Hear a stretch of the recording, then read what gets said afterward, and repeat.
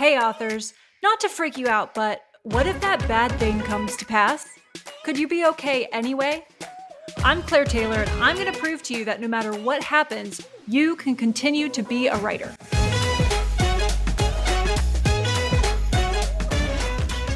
Welcome back to episode 2 of What If for Authors.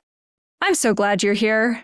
Today, we are answering the question, what if I hate social media? I'm Claire Taylor, your host, the owner of FFS Media, a humor and mystery author, an Enneagram coach for authors, etc. Okay, so this is my first full episode, so I will be figuring out how this works, experimenting a little, trying things on for size. I don't actually know how long these episodes will turn out to be, but I'll try to keep it reasonable. There might be variation, which I have heard is not a great strategic move for a podcast, but I would counter that not saying things that need to be said because of artificial time constraints or saying bullshit just to fill up artificial time constraints is also not that strategic for keeping listeners around. So we're going to do it the way I want to do it. So I've decided that my approach when it comes to speaking into the void is I'm just going to imagine a group of like 6 drunk people sitting at a table with me at some bar con, and someone just said, "Hey, Claire, what does the Enneagram have to say about that?" Oh, God, I love it when someone cues me up like that. Anyway, I don't know that more than 20 people will ever listen to this podcast. So I like my new approach. I think I'm going to go with it. And that's not to poo-poo on the 20 people that are going to be the audience of this show. I would be thrilled if 20 people downloaded each of these episodes. Like, where else do I get to speak to 20 eager listeners each week? Fuck yeah, I'm here for it. Welcome, 20 of you. Or if it's just the 6 drunk people at the table, I'm glad you're here as well. So on to today's question, because I think it's an important one. And that's, what if I hate social media? Tough shit. Eat some raw meat and do it anyway. No, that is not my answer. I have ended up on the wrong algorithm on Instagram, and that is now a lot of my videos. I started sending those like, the manosphere influencers. I've started sending those to one of my friends who thinks it's as funny as I do, and now the algorithm is very confused and sends me a bunch of that. But no, you don't need to go on the carnivore diet or whatever. You don't need to eat raw meat. You don't need a 6-pack to answer this question. We are just going to proceed like well-adjusted people. So of course, it's fine if you hate social media. I kind of do too, frankly. Maybe not hate. Maybe that's a stronger word in some cases, not strong enough word in other cases. And I don't feel the same way about all social media, but it definitely makes my soul feel like it's swimming against the current every time I get on there. So generally, when we talk about social media, we're talking about a lot of different things at once, and that's rarely the most discerning approach to making business decisions. So as I use the word social media, I encourage you to pause and ask yourself, which social media comes to mind when you think about how much you like or hate it? So which platforms? Facebook, Instagram, TikTok, Tumblr, X, Twitter. Did I miss one? Reddit, LinkedIn, OnlyFans? No, I guess OnlyFans is more of a subscription service. The point is that when we have a negative reaction to something as varied as quote unquote social media, that's usually a good indicator for us to pause and sort of activate discernment. So for me, I currently enjoy Instagram. Or maybe I'm just addicted to it. I don't know. But it doesn't make me want to puke when I get on and check it. So I check Threads sometimes, but I find that it stirs contempt in me for humanity that I don't necessarily consider healthy. So I regulate my time on Threads. I will post a thread and then disappear. For me, Facebook is boring because I curated my feed to make it so, again, because of that contempt I was feeling for humanity. LinkedIn, it makes me feel like someone carved my personality out with a melon baller. So anyway, that's, case by case, I feel differently about social media platforms is my point. So for me, Instagram is really the only game I cared that much about. So TikTok was fun for me when I was on it, but it was way too much dopamine for my brain. And I started to notice that my mood was more dysregulated while I had access to that on my phone, not just while I was scrolling it or immediately after, but kind of on a day-to-day basis. I was having trouble feeling, sort of the high, fun, light emotions. And I was just thinking, okay, my brain is just dopamined out, like not a drop of serotonin to be found. So obviously I took that off my phone. Not worth it. So TikTok may not even be around much longer. I don't know, and that's quite bad for some people who've built their businesses on it. So I'm not going to make light of that. But for me, TikTok was not for me. So basically, I don't love social media much either. And here's the thing. If you really don't enjoy a platform, you'll never be successful through it. Period. You need to hear that. You will never take off, reach the stratosphere on a platform that you don't enjoy. It's just not going to happen. You just are lacking the motivation that it takes to really move the needle. So if you only half like Threads, you'll lack the motivation to post incessantly, to the point where you start to really gain random followers who have never heard of you before Threads. If you hate Instagram, forget about it. The algorithm is shit now anyway, but even back when Reels could catapult your visibility, you had to do a lot to get them to get you anywhere. So don't worry, I'm not going to explain social media tactics on this episode because, for one, that's boring. And it changes so much that anything I could tell you, it would be obsolete next month. So instead, I want to tell you what I know about people's relationship to social media and lay out some options for you to use it, options that hopefully don't make you want to become an off-the-grid outdoor survivalist. Do I think social media is necessary to have a career as an author?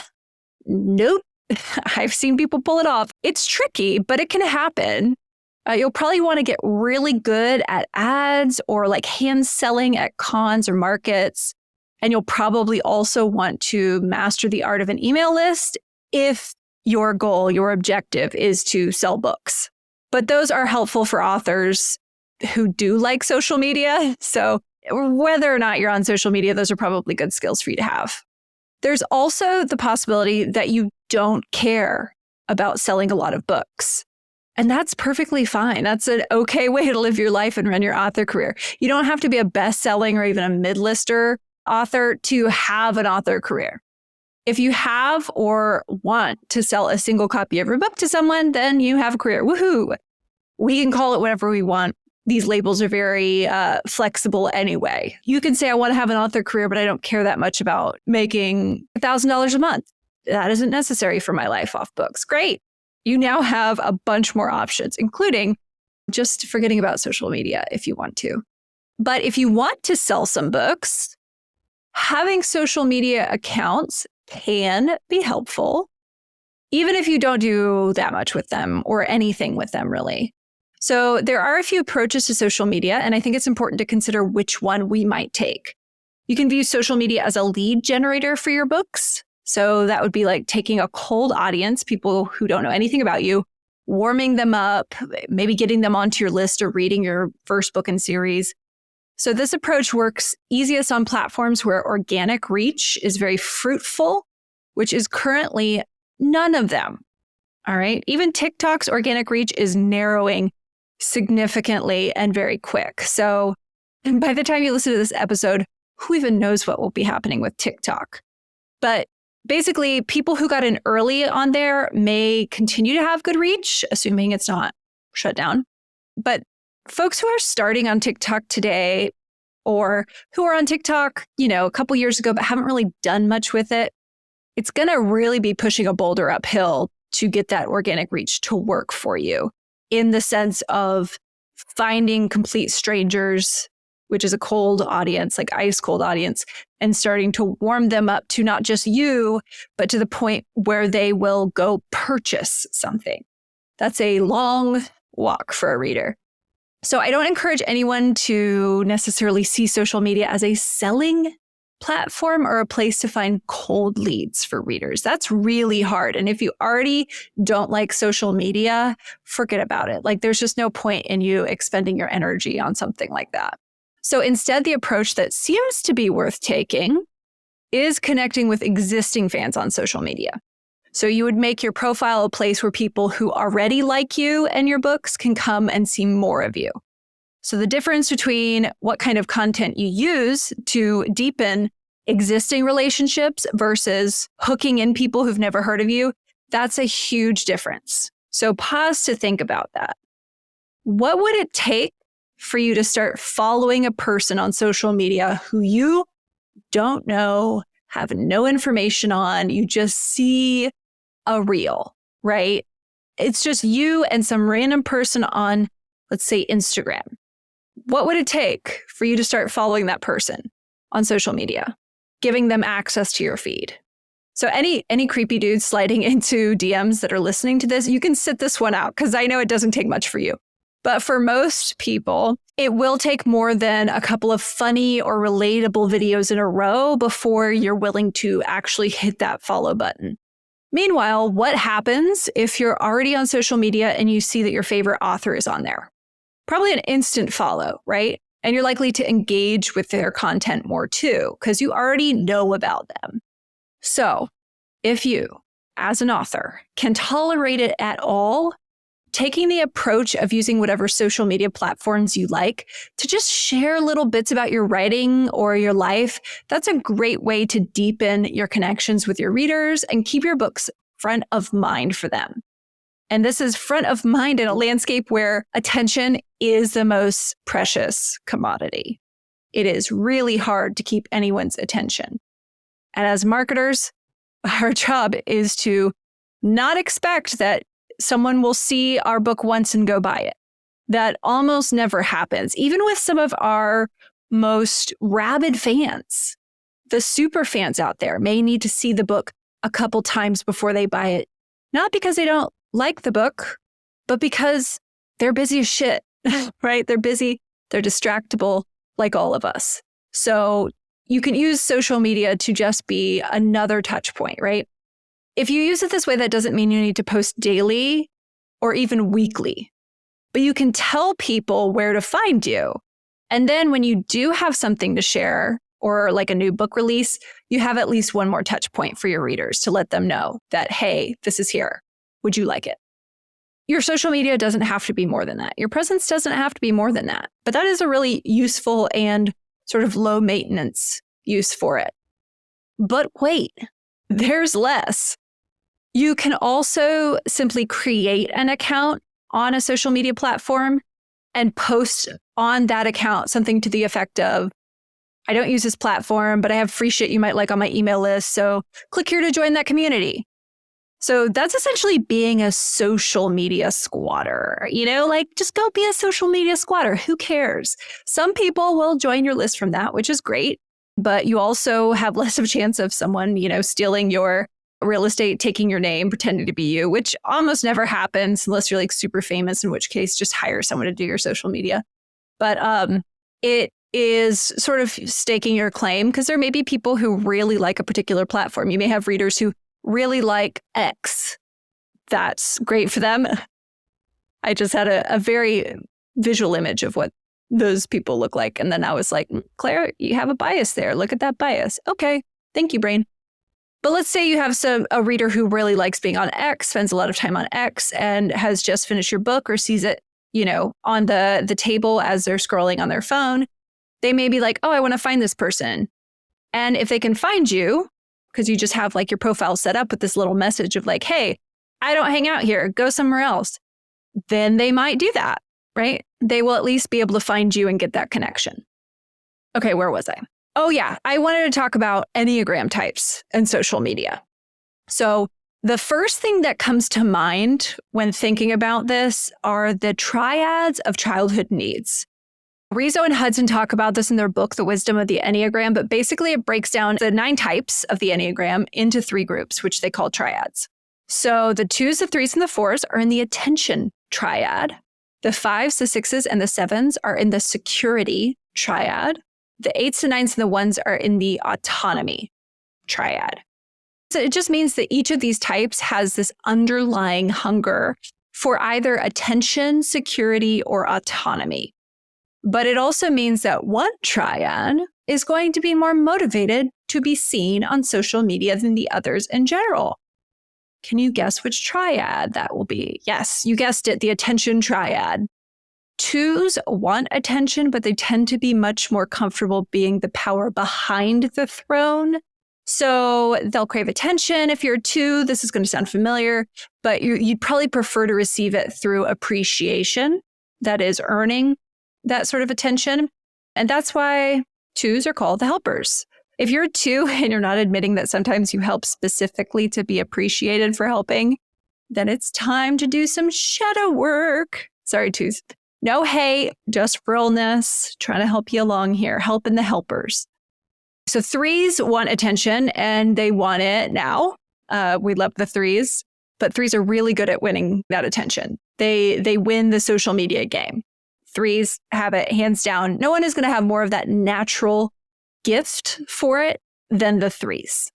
It's not even close, really. So not only are 3s motivated by the promise of attention, but they are able to know what people want. Like it's a supernatural sense. So they're able to figure out what the audience wants and deliver that. That is the gift of the 3.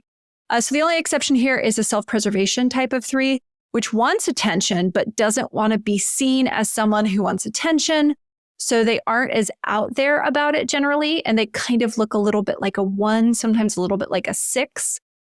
Okay, so 4s want attention, but they kind of want you to have to work for it. Sorry, 4s. You're actually in what's completely separately called the emotional realness triad. So I'm being emotionally real with you here. A 4 wants to know that it's authentic attention. So they're reluctant to solicit the attention because if they did that, how could they trust that it's authentic and that you're genuinely interested in giving them attention because of who they are? Like they want the attention. They want to know that you're authentically giving them attention because you can't not give them attention because they're so complex and interesting.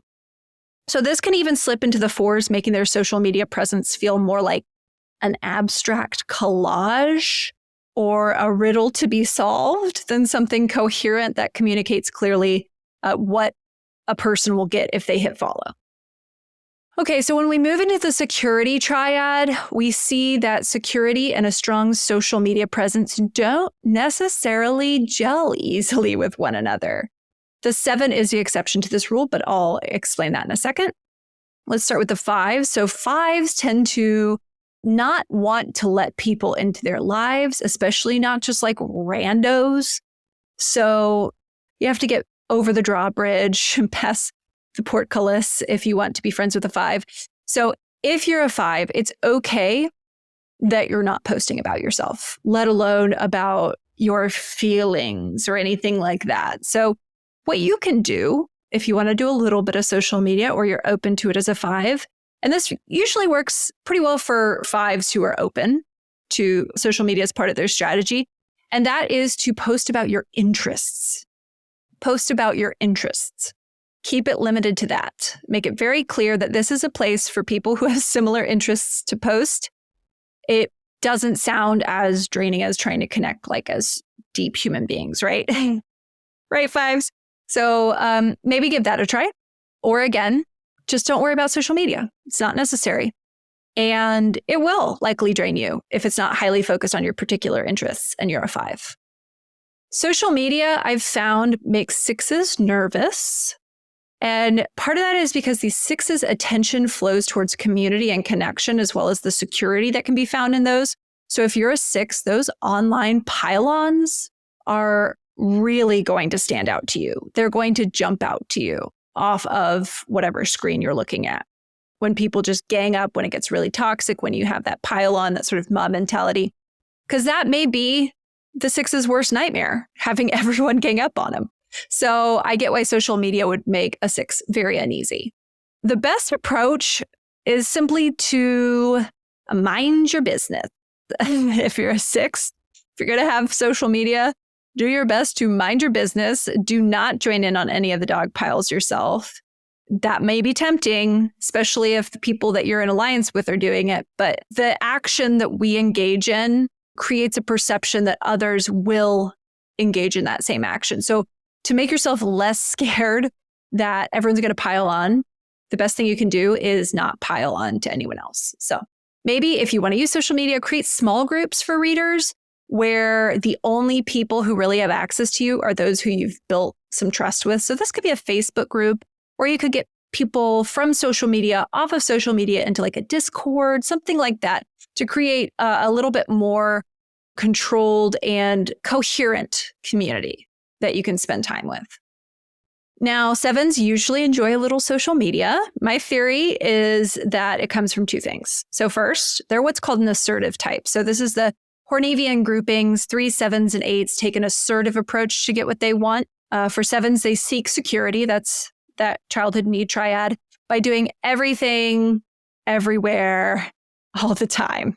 No chance for not having what they need. They're going to get it. They're going to do all the things, right? They're going to consume all the things. This is where we get into the vice of this type, which is gluttony. And I know that has like weird biblical implications. So just take that stigma and just toss it. We don't need that weird sinning stigma. But the vice of gluttony is what can get sevens into a little bit of trouble, doing all of the things all of the time, seeking that security by doing everything everywhere. It creates, let's face it, great content for social media, especially if you're one of those traveling nomadic sevens, all kinds of pictures for Instagram. But sevens also tend to be wired for dopamine hits. So if you're a 7, this is something to watch out for. You really like it. Your brain really likes the dopamine hit. 7s can become addicted to pleasure if they're not careful. And that is sort of the avoidance of pain that 7s do. Don't balance out the dopamine, the sort of pleasure hits that they're getting. So they have to seek more and more pleasure rather than being sort of anchored by the pain that everyone else sort of allows into their lives that 7s don't. So the sort of smorgasbord of novelty that you can get at your fingertips online is going to be really seductive to a 7. And the ease of just like popping off a post is also great for the 7's natural flow, that, you know, you're doing something fun and then you're moving on before it gets boring or painful. So this can sometimes lead to authors who are 7s getting on a platform with business purposes in mind, only to discover that they spend more time scrolling than marketing. So just proceed with caution, 7s. If you find that you can't control yourself on social media, it might be better to be more intentional about which platforms you use, how you use them, when you have access to them. There are all kinds of good apps that can limit what time of day you're able to even access those apps. And so, you know, if you have an hour each day where you're allowed to access them, you're more likely to do your marketing and then get off of them, right? Hurry and get your marketing done and then return to, you know, the real world. Okay, so onto the autonomy triad, where everyone wants to exert control and influence over the world without letting the outside world control or influence them. That is the triad we're heading into. So 8s are going to start us off. 8s may enjoy social media as a place where they can kind of come and tell it like it is, and that may get a really nice response. But once people start asking things from them or trying to dictate what the 8 posts, like what kind of content, or God forbid, what the 8 writes next, it's game over. The 8 is saying, fuck this, and throwing up walls. They're done. And the 8s are very sensitive to anything that feels like an attempt to control them. If you can manage this impulse as an 8, you may do all right on social media. But if this is one of the more pronounced patterns for you as an 8, this sort of, fuck this, I'm out. This person's trying to control me. Then, social media might just be a trigger and you just maybe don't need it, right? So if you're a 9, but not the social subtype of 9, so the self-pres or the one-to-one subtype of 9, then you're probably really struggling to figure out what to post on social media. That may be your main struggle. Like, I'm on social media. I've been told I should do this, I don't know what the heck to post. So that process of trying to force something to post, it might be draining you a lot. So this comes from the Nines narrative of, it doesn't matter, I'm nobody special, who cares what I have to say? And it's really hard to motivate yourself to post to a platform where anyone in the world can then come and try to start shit with you for no reason at all, when you don't even feel like it matters whether or not you post to that platform. Social media also is rife with conflict, which Nines hate. So I posted a thread the other day that included, as a detail, being stuck in a random and unexpected security line at the airport, and I was about to miss my flight. This was not about the security line. It was about something completely different. There was a much bigger point that I was making. The first comment I got was something like, this is what you get for not showing up early enough to the airport. Like, shit, my brother in Christ, I do not know who the fuck you are. I muted that. I muted for all on that one. I was like, I don't need this in my life. Boundaries. Anyway, the point of my story went completely unnoticed by this guy. Like, it just smacked him in the face and he didn't even know. He was so focused on trying to start beef with me because I guess some pivotal point in his childhood, he was late to the airport and missed a flight that he can never get over. I don't know. I was like, brah, you got to keep it to yourself. Anyway, if you're a 9, I get it. You don't have to be on social media. If it seems like too much conflict, if it's, you're just opening yourself up and you're like, this takes all my effort to even think about what I should post. Yeah, you don't have to be on social media. In fact, if it makes you so uncomfortable that it puts you out of your emotional and psychological window of tolerance, I actually encourage you to stay away. So that being said, social 9s look a little bit more active and involved in social groups and might enjoy social media more. So if you're a 9 and it doesn't stress you out, go for it. But again, if it stresses you out, if the conflict on there, if the people constantly being at each other's throat is just too much for you, it's okay to say, I don't want this. It's okay to say you don't want this in your life. Your author career is not dead on arrival. You can still have success in your author career without it. And lastly, in the autonomy triad, we're going to talk about 1s. And just so we're all on the same page, I am an Enneagram 1. So when I talk shit about 1s, I come from a place of deep self-loathing. I mean, self-love. Okay, so 1s are a mess with social media. And that is, of course, speaking from experience. We don't want to be wrong. All right, number 1, we don't want to be wrong. And we're sensitive to criticism. So we're better to have someone just come out of nowhere and say, you're wrong and you suck than social media.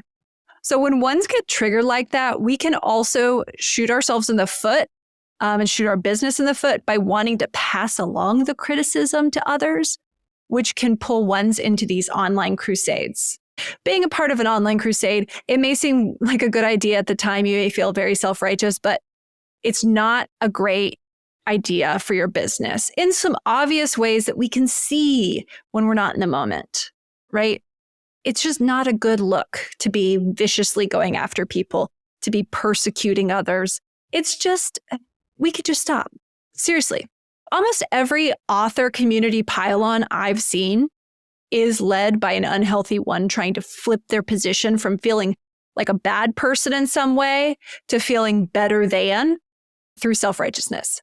I will own that about the type. I will own that I have those impulses, and I have certainly let it get away from me at times. Thankfully, not in any noticeable way, I don't think. I mean, I'm sure there are people out there who think I'm self-righteous. But if you're a 1, just notice if the tension you feel in your shoulders as you engage with a social media platform, does that tension increase or decrease? So if you feel more tension in your neck and your shoulders and your upper arms, and maybe even like a little bit of a headache when you engage with a social media platform, that might be a sign that it's more trouble for you than it's worth. Social media can be helpful, but it's never as helpful as it is harmful if it causes you that degree of stress and that degree of body tension, which leads to all these other health problems. So you can just let it go. Feel that. Just let those muscles relax. Okay, so that does it with the types. No way I'll be doing every type every episode like this because it takes too damn long. I'm tired. I feel like I just ran a race. I could really use a nap. Let's wrap this up though. So what if you hate social media? The answer is you have options, a lot of options. And those options will vary based on how motivated or demotivated you are to engage with strangers online. Do you have to do it? No. Are there solid options for people who don't want to use social media to still have a social media presence? For sure. So consider if a more nuanced approach might be right for your business. And if you look at your history with social media and decide you've spent years half-assing it without getting any results, maybe it's time to give yourself permission to not use it. Wouldn't that be a loving gift? Just, I have permission not to do the thing that I hate, that is ineffective for me, and drains my energy. Hell yeah. Give yourself permission. So that's it for this episode of What If for Authors. Thanks for hanging out with me, and I will see you next episode. But for now, I think I'm going to go take a little Enneagram-induced nap.